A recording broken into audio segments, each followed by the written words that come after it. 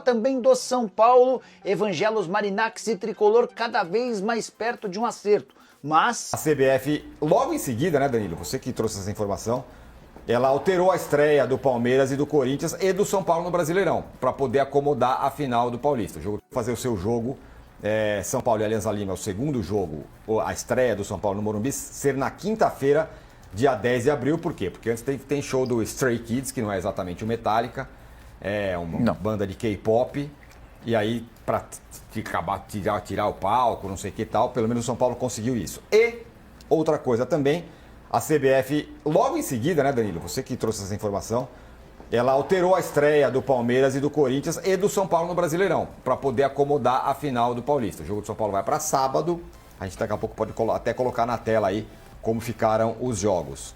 E o Palmeiras e Botafogo domingo às 16 horas, Corinthians e Bahia domingo, Bahia e Corinthians às 20 horas. Deram um rearranjo geral aí, e até que o São Paulo se deu bem com a história da Libertadores, né, Mauro? Bom dia. Bom dia. Isso faz parte, né? Você ter esse tipo de cuidado para não para levar vantagem, né? Para você não levar a pior, né? Porque não muda muita coisa, né? Jogar na terça, na quarta, na quinta, joga na quinta, resolve o problema, não afeta em nada. O problema é quando você tem um show muito encavalado ali, muito próximo, né? Ou na mesma data de um jogo, aí você vai ter que sair do estádio, não tem jeito, não dá para ter tudo. Eu quero fazer show, eu quero ter futebol, o estádio é um só, né? Se você faz essa escolha, que eu compreendo até pelo aspecto econômico, né? Os clubes precisam, você vai ter que abrir mão de alguma coisa, no caso, vai ter que jogar em algum outro lugar. E sobre o campeonato, nada disso estaria acontecendo se a Federação Paulista aceitasse começar o Paulistão como as demais. Uma data antes, né? Nem uma semana, é uma data de futebol antes, é meia semana. Do dia 12 para o dia 8. Pois é. Então, já teríamos terminado o campeonato no último final de semana, como terminou o do Rio, como terminou o de Minas. Então, vão ter que jogar numa quinta-feira após a data FIFA por conta disso. Aí cabe aos clubes envolvidos, é que eles não vão fazer isso, porque eles são extremamente subservientes à federação. Questionar a federação, viu? Olha só, foi a federação lá atrás que fez questão de começar no dia 12, né? Ou seja, vocês fizeram questão, olha o resultado, né? Agora a gente tem que ficar correndo aqui. O ruim é que é o jogo decisivo na quinta, e já no domingo você tem que começar o campeonato. Claro que não é o ideal para Corinthians e para Palmeiras, mas eles fazem parte disso, justamente porque são todos os clubes subservientes. E tem um detalhe aqui em São Paulo que me chama a atenção. Como o campeonato ele paga muito bem, né, em relação aos outros que não pagam do Rio, não tem nem premiação, desde que o Flamengo fez aquela bobagem de romper com a Globo lá atrás, sem um plano B concreto. Lembra? Tinha transmissão numa plataforma que ninguém conseguia ver o jogo.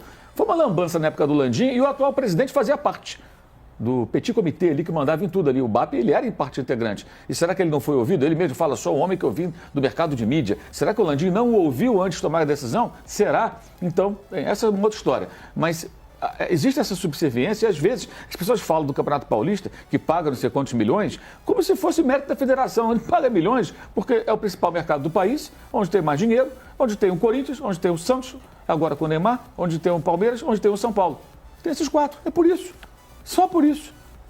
Mas no Rio não tem sim, porque no Rio fizeram uma bobagem colossal, então virou o que virou. Mas o mérito é da existência desses clubes, não é da Federação Paulista.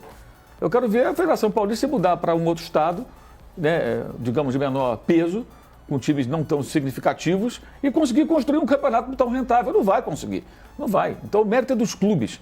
Mas, enfim, os clubes são subservientes, parece até que sem a federação eles não conseguiriam nada, o que não é verdade. Parece que eles almejam a derrota, parece que eles... É igual escola, né? Parece que pro Casares e pro Belmonte é igual escola, o importante é competir, né? Então é surreal, tá? Mas eu não queria, eu queria fazer um vídeo mais feliz. Eu acredito que tem coisas boas acontecendo, mas esses caras aí simplesmente não dá. Queria não cornetar tanto. Gente, vocês viram aí... Tem uma coisa que vocês viram, que são os times que o São Paulo vai enfrentar, mas tem uma coisa que eu acho que nem todos viram.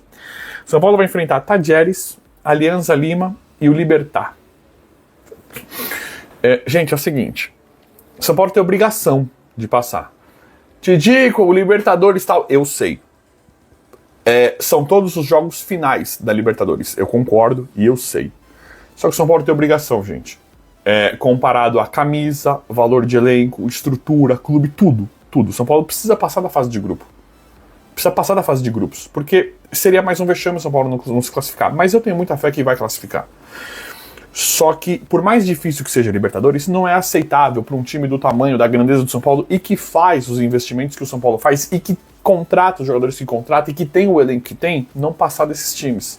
Eu vou falar pouquíssimos jogadores de alguns clubes, jogadores destaques aqui que eu separei, e aí eu queria que vocês comentassem. E aí vejam se tem lógica o São Paulo não passar. Tadieres, tem um atacante lá que chama Nahuel Bustos, de 26 anos. Tá novo, mas a gente conhece o futebol do Nahuel Bustos, né? É um cara que veio e não deu nada certo com o São Paulo. Alianza Lima, tem um atacante lá chamado Paulo Guerreiro, o Guerreiro do Corinthians. 41 anos. Chegou recentemente no Alianza Lima. E tem um outro jogador que isso aqui eu fiquei chocado. Claro que são times... a maioria dos jogadores não são tão velhos assim, tá? O Bustos é novo, mas a gente sabe que não é... Né, o Bustos deixou a desejar no São Paulo. O Guerreiro é muito velho. É um dos principais jogadores do Alianza Lima. E tem um jogador aqui que eu vi do Libertad que me causou espanto. Roque Santa Cruz. Te digo que Roque Santa Cruz. Roque Santa Cruz, aquele do PES, do futebol, do videogame, com 43 anos. Ele é centroavante. Claro que não é todo mundo velho aqui no time, né? O Roque Santa Cruz eu vi que ele tá jogando. Ele tem 8 jogos e 2 gols. Eu não sei se ele é o titular, se ele vai jogar titular, mas ele tem 8 jogos e 2 gols. É o Roque Santa Cruz do Málaga, lá da Europa. Manchester City, Betis, Bayern de Munique em 2007. Bayern de Munique em 2007, o Roque Santa Cruz. Depois ele jogou bastante tempo no Manchester City, no Betis e no Málaga. Então assim, galera, eu entendo. Nós sabemos que a Libertadores tudo dificulta. A questão da viagem, os jogos, tudo. São todos os jogos finais. Só que eu não estou falando agora por causa do elenco, mas é pelo tamanho dos times. São Paulo tem obrigação, tem que passar pelo menos pela fase de grupos, e aqui eu não estou cantando vitória e menosprezando os adversários. Não é isso. É porque não é aceitável. Não é aceitável a gente perder para alguns clubes que tem jogadores nesse perfil, né? São Paulo gasta demais com jogadores e com elenco, e a resposta precisa vir agora. Então vamos ver como é que vai ficar tudo. Vamos torcer. Eu vou apurando, atualizando, trazendo tudo para vocês em tempo real. Vamos torcer pro Zubeldia tá com essa batata toda aí, né? Porque para mim ele já teria sido demitido, mas agora que ele, por enquanto, ele vai ficar. Acho que ele não chega na final da Libertadores, mas por enquanto que ele vai ficar. Vamos torcer para que dê tudo certo. Aquilo que eu falei, eu vou trazendo tudo para vocês, todas as últimas informações, notícias do nosso mais querido e mais amado São Paulo Futebol Clube. O vídeo de hoje foi esse, espero que vocês tenham gostado. Se inscrevam no canal, ativem as notificações, vão deixando like. Obrigado e até a próxima. Fechar? Bora trazer uma informação exclusiva que a gente apurou, e aí eu vou trazer alguns cenários importantes. A gente foi buscar cada vez mais essa questão aí da dívida do Vasco com o São Paulo, em relação ao zagueiro Léo, e aí o São Paulo está estudando algumas formas de conseguir receber essa grana sem receber. Aí você fala, pô Alex, você tá viajando? Não, calma, vou explicar. Pera aí, você tá muito acelerado, calma. Vou dar um exemplo que me falaram, de pegar jogadores de base. O Vasco hoje ele deve 7 milhões. O São Paulo sabe que com a recuperação judicial que o Vasco está enfrentando, o São Paulo vai demorar muito tempo. É capaz do Casares sair da presidência do São Paulo, quem sabe um outro ano voltar e ainda não ter recebido. Então o São Paulo está estudando a possibilidade de incluir jogadores de base nisso. Porque o São Paulo hoje ele tem um amplo mercado, vários analistas analisando vários clubes por todo o Brasil, inclusive até o próprio Retrô. Eram 2 jogadores que chegaram do Retrô que eram já jogadores observados por esses analistas. Então, qual que é a sugestão do São Paulo? De, por exemplo, tem um jogador X da sua base que me interessa, que tal eu pegar esse jogador, você me libera esse jogador de graça, e aí você abate dessa dívida que eu tenho. E aí me deram um exemplo, por exemplo, do Matheus Ferreira, que foi contratado agora, volante. Ele estava no Vasco, era promissor, chegou a ser seleção de base, teve uns probleminhas lá no Vasco, extra-campo. Só que aí agora ele tem essa possibilidade de ressurgimento no São Paulo. Aí essa fonte me falou que, por exemplo, a gente tem que pagar pouco menos de 2 milhões aí, caso a gente queira ficar com o jogador em definitivo. Então, ao invés de pagar, a gente vai sugerir, vai negociar com o Vasco o abatimento desse valor da dívida do Léo, e a gente fica com o jogador. E isso, essa mesma fonte me falou, que pode ser utilizado com outros clubes, né? De você já que tem todo esse problema de pagamento entre os clubes brasileiros, de você ver um clube que tem uma dívida contigo, de você tentar complementar com os jogadores, principalmente mais da base, porque é mais difícil envolver esse tipo de transação com o jogador profissional, mas para você conseguir receber de certa forma, de você ter um contraponto aqui, já que você não está recebendo.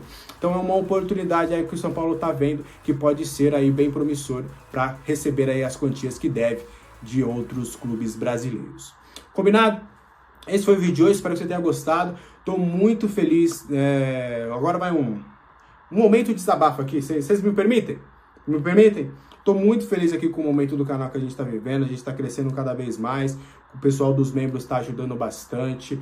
O pessoal nas lives comentando, até o Lucas Tricolor Paulista lá falou que só está esperando ali cair uma graninha que ele vai se tornar membro. Então, agradecer a todo mundo que está engajando. E agradecer também a MB, que é a nova parceira aqui do canal. Eu conto com vocês para que a MB se fidelize. Ela fale, olha, pessoal do Alex, pessoal é firme e forte, é correria. Então, bora mostrar que a gente é uma comunidade aqui bem forte. Então, não esqueça o QR Code, o link está na descrição também para você conhecer e se aventurar, eu tenho certeza, tá? Que você vai gostar ali desse mundo de investimentos digitais. São moedas, outros investimentos variáveis mais seguros que podem, de fato, você pode pensar no seu futuro, né? Guardar um dinheirinho e investir é sempre muito importante. Um abraço para todo mundo, boa quarta-feira para vocês, até a próxima, tchau! E aí a gente vai falar sobre as falas e as repercussões das informações que tivemos ontem no Paraguai, tanto do Belmonte quanto do Casares. Vou começar pelo Belmonte, que ele fez falas mais curtas. Ele fez duas falas importantes. A primeira sobre o Cédric Soares, renovação. Era uma coisa que você que assiste meus vídeos todo dia, você já sabia. Eu já tinha dito para vocês que o Cédric já tinha sido aprovado pelo Zubeldia e teria o contrato renovado até o final do ano.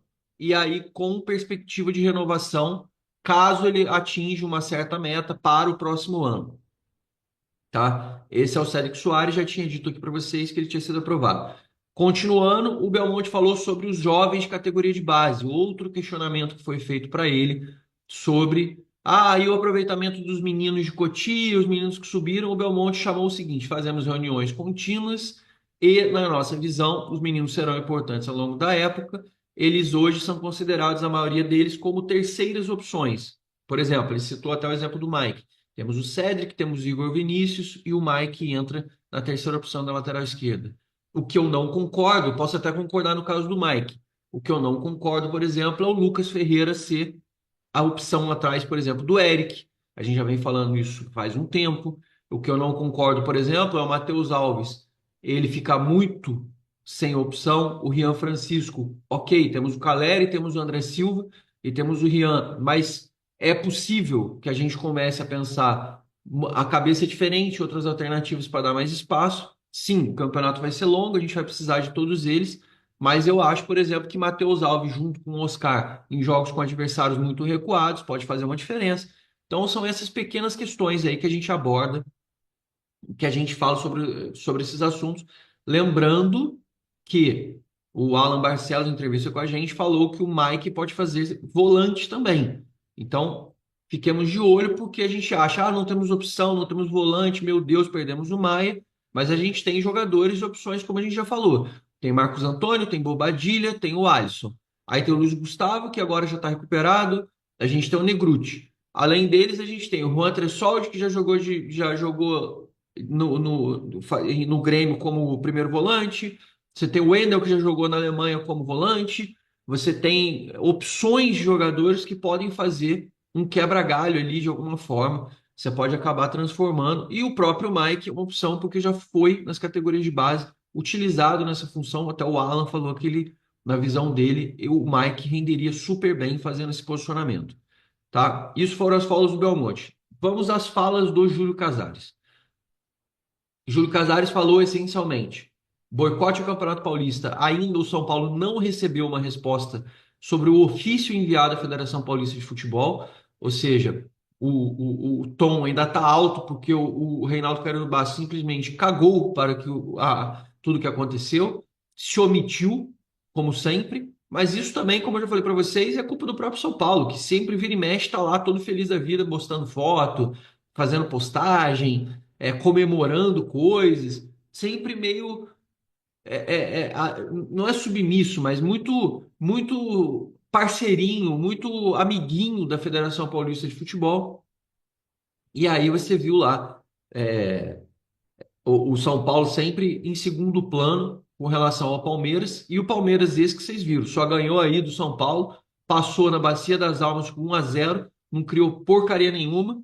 O São Paulo também não fez um jogo deslumbrante, mas o jogo, obviamente, foi todo condicionado por causa daquele pênalti. E não esqueceremos, Zanqueto, não aguento mais falar. Problema é seu, porque eu vou falar desse pênalti, porque se a gente para de lembrar, se a gente para de esquecer, a gente simplesmente releva, segue em frente, finge que não aconteceu nada. O próprio Casares falou ontem, não iremos esquecer, a gente vai virar a página dentro do grupo de trabalho, porém não deixaremos de lembrar. E na minha opinião, já falei para vocês, telão todo jogo. Lembrança lá, passaria antes do telão do jogo as lembranças para que todo dia as pessoas lembrem. Fomos eliminados do Paulista com um pênalti irregular. Fomos prejudicados com erro de direito no jogo contra o Fluminense. Eu sempre faria isso, mostraria. Inclusive, toda vez que tivesse um árbitro que tivesse polêmica com o São Paulo, eu faria uma nota oficial falando: pedimos cuidado com relação às partidas, porque já tivemos prejuízos relacionados a determinados árbitros. Ai, mas daí os árbitros não sei o quê. Cara, eles já vão prejudicar a gente de qualquer maneira. Eles já nos prejudicam de qualquer maneira. Então, se você avisa antes, pelo menos, você já fala, ó, eu avisei e os caras estão simplesmente ligando foda-se mesmo. É assim que a coisa funciona. E ele falou sobre o boicote, falou que a Federação Paulista não está valorizando o São Paulo, falou que o São Paulo, neste formato, na forma como as coisas estão acontecendo, vai enxergar o Campeonato Paulista como uma pré-temporada. O São Paulo, lembrando que tem o UFC Series para disputar, e esse ano fez uma correria, porque queria estar aqui atuando na plenitude. Nesse começo de ano, o São Paulo ainda jogou Copa São Paulo, foi campeão, jogou no UFC Series e voltou correndo no Campeonato Paulista. O São Paulo pode simplesmente ligar o foda-se mesmo, jogar só o basicão, para o São Paulo só não cair na competição, usa como preparativo de pré-temporada e que se dane quem ganhar, quem perder. Isso aí só vai desvalorizando a competição, só vai transformando a competição numa porcaria qualquer. O que tem de nuance existe uma vaga vinculada à Copa do Brasil no Campeonato Paulista. Aí o São Paulo teria que buscar a vaga na Copa do Brasil, ou na própria Copa do Brasil, ou no Campeonato Brasileiro. Mas me parece ser uma atitude correta não ter que sofrer tanto e ficar tão desesperado com o Campeonato Paulista, porque no final das contas a gente já sabe, ele não vale nada para quem ganha, e para quem perde só fica aquela cobrança, aquela encheção de saco, e aí vira crise, vira um monte de coisa nesses 3 primeiros meses do ano. No final das contas, a gente sabe que não vale já efetivamente nada quando ganha o Paulista. Nós ganhamos depois de 9 anos, choramos, comemoramos. Um dia depois a gente já estava puto de novo porque não tinha ganhado o próximo jogo do Campeonato Brasileiro. Então a gente sabe como é que a banda toca, principalmente com o Campeonato Paulista. Campeonatos mais relevantes são os que a gente sabe. Copa do Brasil, Copa Libertadores, Campeonato Brasileiro. Esses sim são os alvos, são os objetivos do São Paulo maiores que a gente tem que focar. Para continuar trazendo mais informações sobre o tricolor paulista, agora falar sobre a Superbet. Renovação de contrato com a Superbet vai acontecer já nesta semana. Papelada já está toda pronta, as minutas de contrato já estão, tudo nos triques. É só a canetada das partes do Júlio Casares, do Alexandre, que é o CEO lá da Superbet. Todo mundo vai assinar a papelada pronta. E aí eu vou explicar como é que vai funcionar essa dinâmica dos valores, tá? A gente já fez um vídeo trazendo um pouquinho sobre, mas acho legal a gente trazer de volta, que até algumas pessoas ficaram com dúvidas. E aí, porque tem um valor variável aí que é importante, tá? A Superbet vai pagar o São Paulo no todo fixo 678 milhões até 2030. Ou seja, 6 anos de contrato, porque esse contrato já vai ser vigente em 2025. Fora Oscar, tá? Então o Oscar também vai acabar entrando nessa matemática. O Oscar ganha vencimentos ali consideráveis, não é mesmo? Ainda tem 13º, tem tudo mais. Mas vamos excluir o Oscar dessa conta. Mas o Oscar, a Superbet continuará pagando o Oscar. Então, nesse ano, o São Paulo vai faturar 78 milhões, tá? Fixos. E aí, a partir de todo o ano, vai ter uma correção de IPCA, mais um acréscimo de algo em torno de 10 milhões. Até chega um pouco mais ali de 10 milhões e meio, tá? Chega até quase 11. E aí, esse valor corrigido para o IPCA, a gente está pegando a inflação e tudo é mercado, então é bem variável. Mas a gente pode trazer que vai de 78 milhões por ano que vem, fazendo essa correção, vai para algo em torno de 82, 83, algo nesse sentido. Mais esses 10 milhões e meio, então no ano que vem o São Paulo pode acabar faturando aí quase 95 milhões do seu patrocinador master. E aí, consequentemente, todo ano até 2030 vai ser esse mecanismo. E aí no todo, vai começar de 78 milhões fixos até o 2030 que vai bater 140 milhões fixos. Fora os variáveis, que aí são inúmeras metas, né? Títulos, classificações para, por exemplo, Libertadores, Super Mundial de Clubes, classificação no Brasileiro, enfim, várias formas que esportivamente o São Paulo dentro de campo pode elevar a marca, pode mostrar a marca por mais vezes, e aí esse contrato pode passar do 1 bilhão no total, batendo todas as metas. Normalmente é difícil de bater todas essas metas no contrato, né? Mas são valores ainda que o São Paulo pode agregar ainda no seu patrocinador master. Então o São Paulo que vai faturar uma bolada aí da Superbet e vai ter essa segurança de ter o contrato até 2030 com o seu novo patrocinador master. A assinatura já vai acontecer nessa semana e já deve ser anunciada aí por todas as partes.